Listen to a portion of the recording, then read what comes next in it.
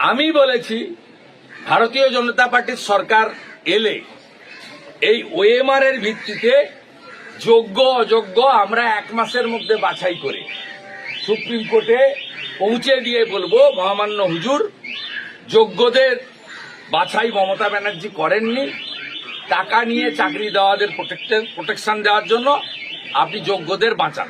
কিন্তু সামগ্রিক যে লড়াই 23 লক্ষের জন্য, 16 সালের পরীক্ষায় 23 লক্ষ পরীক্ষার্থী ছিল, তাদের সকলকে নিয়ে বিজেপি লড়াই করবে। এটা ছোটখাটো সংখ্যা নয়।